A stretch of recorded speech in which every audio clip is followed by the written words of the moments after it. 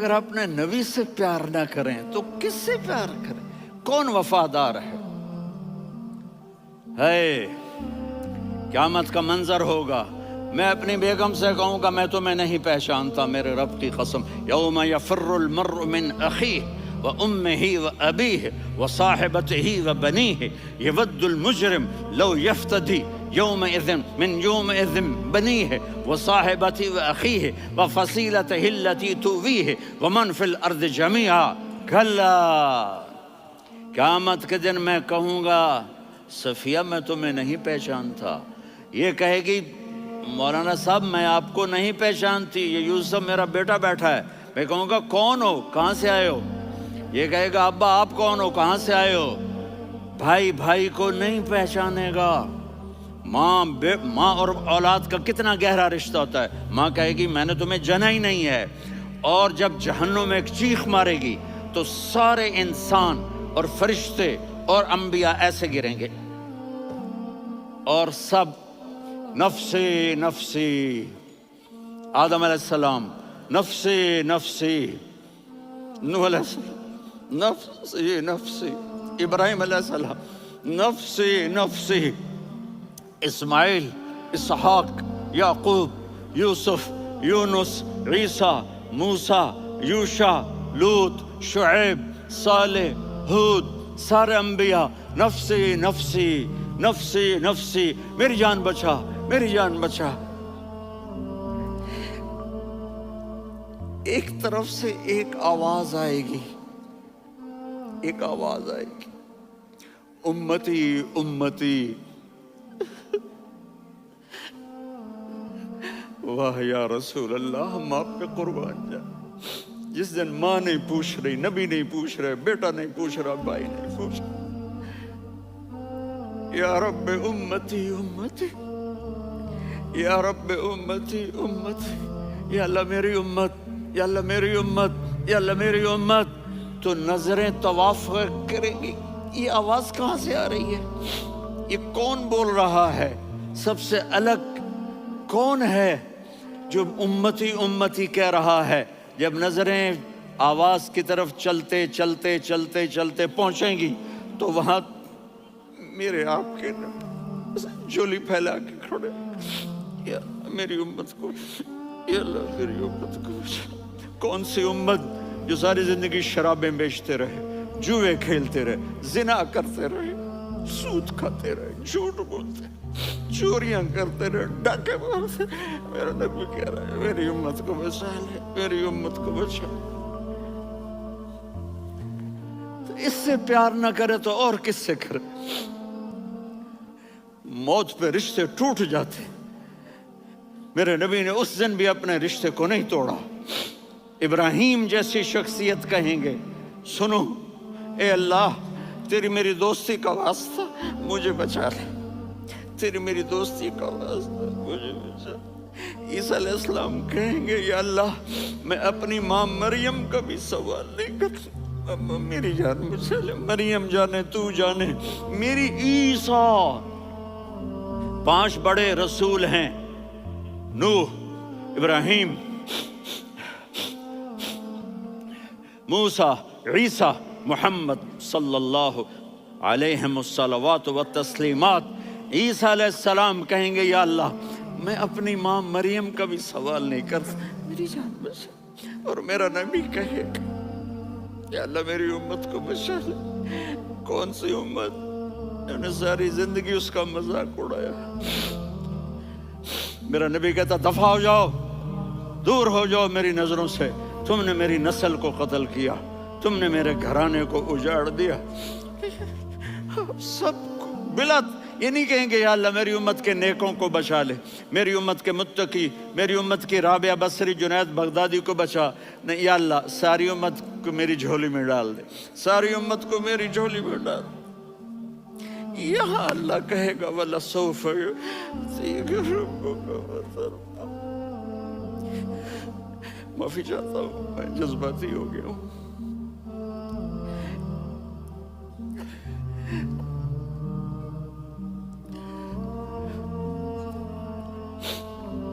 میرے بھائی بہنوں، میرے بچوں، تھوڑی سی زندگی ملی ہے، تھوڑی سی زندگی ملی ہے، اپنے حبیب کی زندگی کو اپنا لو۔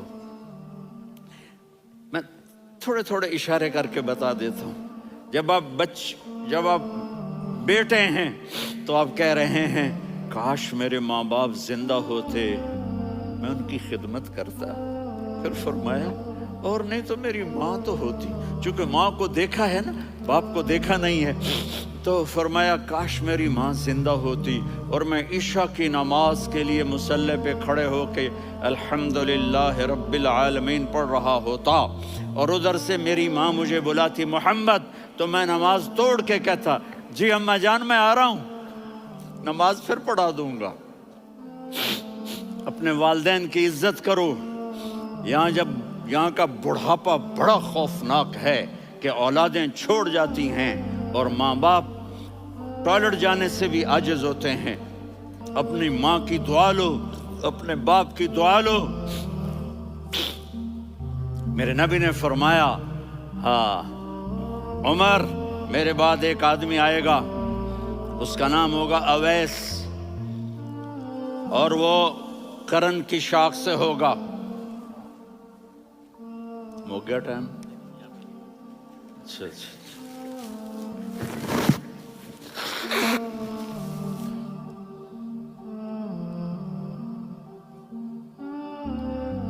اس سے دعا کرانا، علی آپ بھی، عمر آپ بھی، یا رسول اللہ کس لیے؟ کہ اس نے ماں کی ایسی خدمت کی ہے کہ جب ہاتھ اٹھاتا ہے اللہ اس کے ہاتھ خالی نہیں لوٹاتا۔ حضرت عمر رضی اللہ تعالی عنہ نے حج کے موسم پر سارے حاجی کھڑے کر لیے، کہا بھائی یمن والے کھڑے رہو باقی بیٹھ جاؤ، تو بیٹھ گئے۔ پھر فرمایا کہ یمن والے بیٹھ جاؤ، قرن والے کھڑے رہ جاؤ، تو ایک آدمی کھڑا رہا، کہا تم قرنی ہو؟ کہا جی ہاں۔ اویس کو جانتے ہو؟ جی میرے بھائی کا بیٹا ہے لیکن تھوڑا پاگل سا ہے، آپ کیوں پوچھ رہے ہیں؟ حضرت عمر نے فرمایا وہ نہیں، تو پاگل ہے۔ کدھر ہے؟ کہا جی اونٹ چرانے گیا ہے ادھر عرفات کی طرف۔ تو آپ نے حضرت علی کو ساتھ لیا اور دوڑ لگائی سواری پر۔ دیکھا تو اویس کرنی ایک کیکر کے نیچے نماز پڑھ رہے تھے اور اونٹ چر رہے تھے۔ تو جب انہوں نے دیکھا کہ دو آدمی آ کے بیٹھ گئے تو انہوں نے نماز شارٹ کٹ کر دی۔ تو حضرت عمر نے پوچھا کون ہو بھائی؟ کہا جی میں مزدور ہوں۔ کہا تیرا نام کیا ہے؟ کہا جی اللہ کا بندہ۔ کہا ارے بھائی تیری ماں نے تیرا نام کیا رکھا ہے؟ اس نے تو نہ حضرت عمر کو دیکھا تھا نہ علی کو۔ وہ کہنے لگا بھائی تم کون لوگ ہو میرا انٹرویو کرنے والے؟ یہ تو میں اپنی زبان میں کہہ رہا ہوں۔ تو حضرت علی بولے کہ بھائی یہ ہیں امیر المومنین عمر بن خطاب اور میں ہوں علی بن ابی طالب۔ تو وہ ایسے کانپنے لگے، میں معافی چاہتا ہوں، میں پہلی دفعہ آیا ہوں، میں نے آپ کو دیکھا نہیں، فرمائیے آپ۔ حضرت عمر نے کہا ہاتھ اٹھا ہمارے لیے دعا کر، تو وہ رونے لگی۔ آپ نبی کے صحابی، میں عاجز مسکین میں دعا کروں؟ میری اوقات ہے میں دعا کروں؟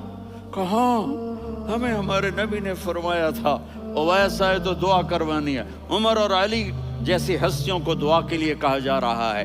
پیچھے تہجد ہے؟ نہیں۔ جہاد ہے؟ نہیں۔ علم ہے؟ نہیں۔ نماز ہے؟ نہیں۔ روزہ ہے؟ نہیں۔ زکوٰۃ ہے؟ نہیں۔ خیرات ہے؟ نہیں۔ کیا ہے؟ ماں کی خدمت، ماں کی خدمت، ماں کی خدمت۔ میرے نبی نے فرمایا لوگ جنت میں چلیں گے، اویس چلے گا، جب گیٹ پر پہنچے گا تو اللہ کہیں گے اویس کو پیچھے ہٹا دو، باقی اندر چلے جاؤ۔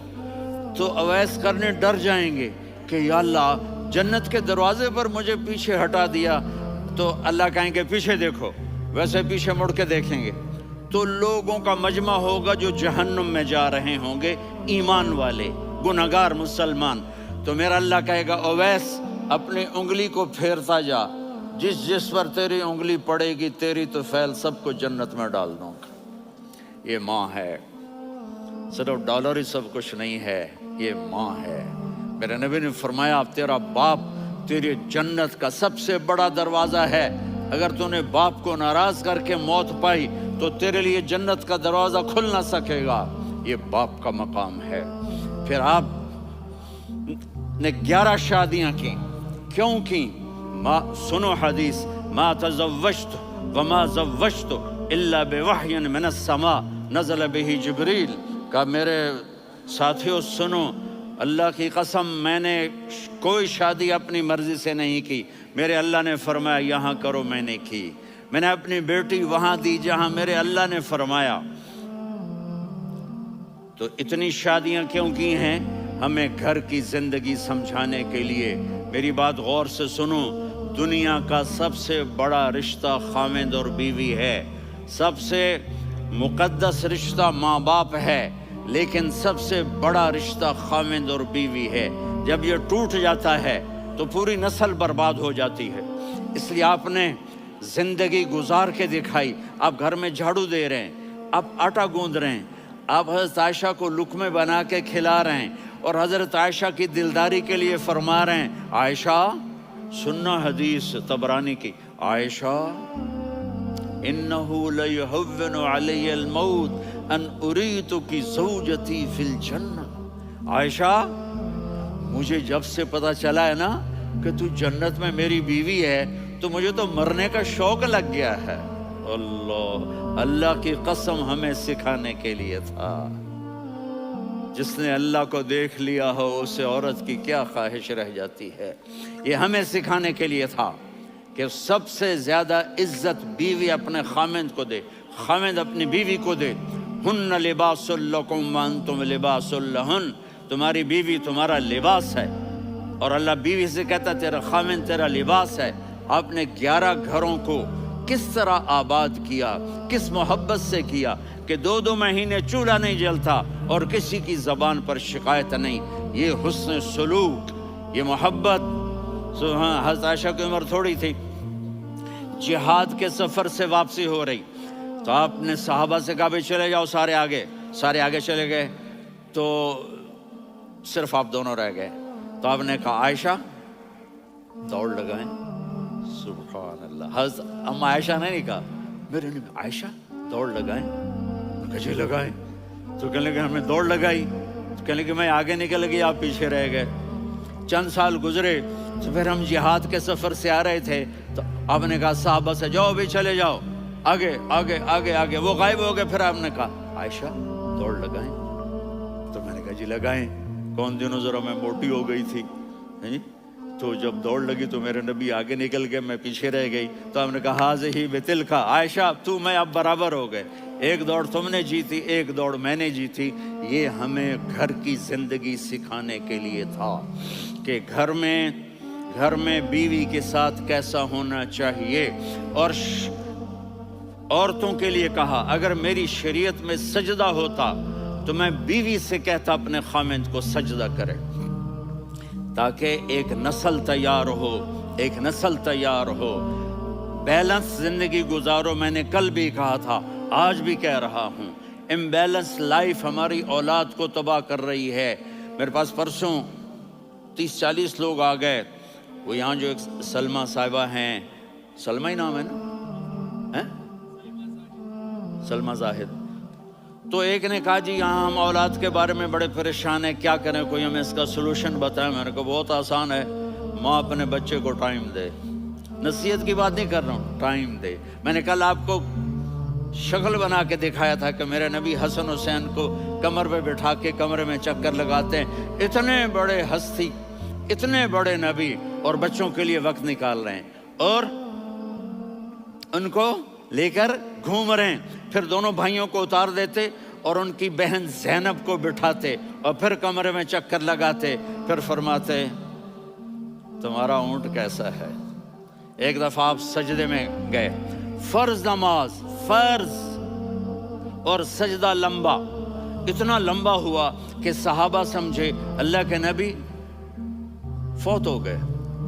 عبداللہ بن مسعود فرماتے ہیں میں پہلی صف میں تھا تو میں نے یوں کر کے دیکھا، بھئی چکر کی ہے، تو دیکھا دونوں بھائی حسن حسین میرے نبی کی کمر پہ چڑھے ہوئے تھے اور میرے نبی نے سجدے سے سر نہیں اٹھایا. یہ کام کرو تو بچے تم سے پیار کریں گے. تم کہتے ہو بچے ہم سے ڈرتے نہیں. میں نے کل بھی کہا تھا ڈائن نہ بنو، ماں بنو. تھانے دار نہ بنو، باپ بنو۔ تو انہوں نے ایسے ہاتھ آگے کیا کہ میں بچوں کو نیچے اتاروں۔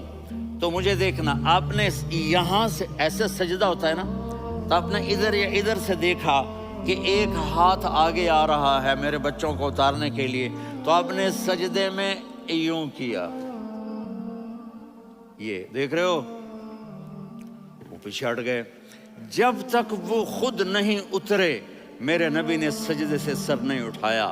اور جب نماز سے فارغ ہوئے تو ایک دم دونوں کو اپنی گود میں لیا، کبھی ابی ہما و امی لا تؤذوہما، میری جان قربان ہو ان دونوں پر، یہ میرے جگر کے ٹکڑے ہیں، انہیں دکھ نہ پہنچانا۔ کیا آپ دیکھ رہے تھے؟ ایک زہر میں تڑپ تڑپ کے مارا جائے گا اور ایک کا سر کاٹ کے نیزے پہ چڑھایا جائے گا۔ آپ کو اولاد کی محبت، نبی جس دن آپ جا رہے تھے، پیر 12 ربیع الاول 11 ہجری 611 عیسوی 6 جون، آپ نے ساری بیویوں کو بلایا، اطمینان سے ملے، رخصت فرما دیا۔ پھر داماد علی کو بلایا، ان کا سر اپنی گود میں رکھے، ان کے کمر پہ ہاتھ پھیر نہ، فاطمہ کو بلایا، ان کے کان میں کہا بیٹی میں جا رہا ہوں۔ وہ رونے لگیں، کہا رو نہیں، تو بھی جلدی میرے پاس آ جائے گی۔ 6 مہینے بعد صرف 24 سال کی عمر میں حضرت فاطمہ کا انتقال ہوا۔ پھر آپ نے علی کو بلایا، دعا دی، کہا پھر حسن حسین کو بلاؤ۔ جو ہی آپ نے ان کو یوں لیا تو آپ کے ایسے پانی کی طرح آنسو بہنے لگے، اس طرح کہ آپ آگے دیکھ رہے تھے کہ ایک بچے کا سر کٹ کے نیزے پہ چڑھ رہا ہے اور ایک زہر میں تڑپ رہا ہے، لیکن آپ نے تقدیر، اللہ کی تقدیر پر راضی ہو گئے۔ اور جبریل، تھوڑی دیر کے بعد جبریل آئے، یا رسول اللہ موت کا فرشتہ باہر ہے، اندر آنا چاہتا ہے۔ جہاں موت بھی پوچھ کے آئے، اس ہستی سے پیار نہ کریں تو اور کس سے کریں؟ ملک الموت بھی اجازت لے کر اندر آئے اور آ کر کہا السلام علیکہ یا رسول اللہ۔ آپ نے کہا وعلیکم السلام۔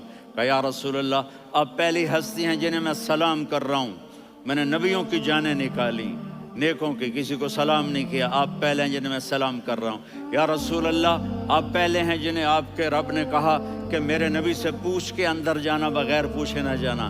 آپ پہلی ہستی ہیں، میرے رب نے کہا آنا چاہیں تو لے آنا، رہنا چاہیں تو چھوڑ کے آ جانا۔ آپ نے فرمایا اگر میں کہوں تو میری جان نکالو گے؟ کہا جی نکالوں گا۔ تو آپ نے جبریل کو دیکھا، آدمی یہاں سے سوال کرتا ہے کہ تو کیا کہتا ہے، جاؤں یا ٹھہروں؟ تو جبریل کہنے لگے یا رسول اللہ، اللہ آپ کی ملاقات کے شوق میں ہے۔ اوپر سارے سٹیج سج گئے ہیں آپ کے ویلکم کہنے کے لیے، آج 7 آسمان کے فرشتے اکٹھے۔ سنو اب میری آخری بات ہے۔ آپ نے کہا دیکھو حسن حسین کے لیے ہاتھ نہیں اٹھائے، دیکھ رہے تھے تڑپتا ہوا زہر میں اور کٹتا ہوا سر، ان کے لیے ہاتھ نہیں اٹھائے۔ آپ نے جبریل سے کہا جاؤ اللہ سے پوچھ کے آؤ میرے بعد میری امت کے ساتھ کیا کرے گا۔ یہ جو ہم بیٹھے ہوئے ہیں، گناہوں کے داغ اپنے سینے پر لے کر، چہرے پر لے کر، کہا جاؤ پوچھ کے آؤ میری امت کے ساتھ کیا کرے۔ ملک الموت وہیں کھڑا رہا، جبریل واپس گئے اور وہاں سے پیغام آیا کہ میرے محبوب، ہم آپ کی امت کو تنہا نہیں چھوڑیں گے، مجھے میرے رب کی عزت کی قسم، ادھر ٹائم بھی ختم ہو چکا ہے، میں آخری بات کر رہا ہوں، اگر اس وقت میرے نبی یہ اللہ کو نہ منواتے تو آج ہم بھی بندر خنزیر بن کے پھر رہے ہوتے۔ دعائیں دو اس کملی والے کو جو اپنا جگر کٹا گیا۔ ایک رات آپ بھوک سے لیٹے ہوئے ایسے، کبھی یوں ہوتے ہیں کبھی یوں ہوتے ہیں، کرو حضرت عائشہ کے گھر کی باری، کبھی ایسے ہوتے ہیں کبھی ایسے ہوتے ہیں، پھر ایک دم آپ آگے ہوئے اور وہ جو چارپائی کی لکڑی ہوتی اس پر اپنے پیٹ کو یوں رکھا اور ایسے جھک گئے، یوں جھک گئے۔ حضرت عائشہ بے قرار ہو کے کھڑی ہو بیٹھ گئے، یا رسول اللہ یہ آپ کیا کر رہے ہیں، یہ کیا کر رہے ہیں؟ کیا کر رہے تھے؟ معدے کو کٹھا کر رہے تھے، بھوک کی شدت۔ فرمایا عائشہ بھوک بڑی لگی، عائشہ بھوک بڑی لگی۔ جس کے لیے کائنات بنائی. عائشہ بھوک بڑی لگی تو حضرت عائشہ رونے لگی. یا رسول اللہ، آپ یوں ہاتھ اٹھائیں گے اور آپ کے لیے سب کچھ آ جائے گا، آپ مانگتے کیوں؟ کہا عائشہ مجھ سے پہلے میرے بھائی انبیاء اسی فاقے میں گئے، میں بھی اسی فاقے میں اپنے رب سے ملاقات کروں گا. میرے عزیزوں، میرے بچوں، نوجوان بیٹھے ہو، بچیاں بچے، اپنا آئیڈیل اپنے نبی کو بناؤ، اپنا آئیڈیل اپنے نبی کو بناؤ اور نبی والے اخلاق سیکھو، آپ کے گھر آباد ہو جائیں گے. برداشت کرنا سیکھو، معاف کرنا سیکھو. اب آپ کینیڈین ہو یا جہاں سے بھی ہو، اس پاسپورٹ کی عزت کرو، یہاں کے قانون کا احترام کرو، یہاں وائلیشن نہ کرو، جھوٹ نہ بولو، کسی کو دھوکہ نہ دو. یہاں کی لڑکیوں سے اس لیے شادی نہ کرو کہ میرے پیپر بن جائیں، قیامت کے دن کالے منہ کے ساتھ اٹھائے جاؤ گے. اور جو حکومت تمہارے لیے قانون بناتی ہے اس کو فالو کرو. ٹیکس کی چوری مت کرو، یہ گورنمنٹ تم پر لگاتی ہے، ہماری حکومتیں تو لگاتی نہیں ہیں، لیکن یہ حکومت تو تم پہ لگاتی ہے. تو اللہ کے واسطے چور نہ بنو. ٹیکس کی چوری بہت بڑی چوری ہے کہ سب آپ کے کاموں کے لیے استعمال ہوتا ہے. تو یہاں کے قانون کو اوروں سے زیادہ اچھی طرح فالو کرو. دوسرا، یہاں غیر مسلم رہتے ہیں، سب کو عزت دو، سب کو عزت دو، ان کی خوشی میں ان کو مبارک دو.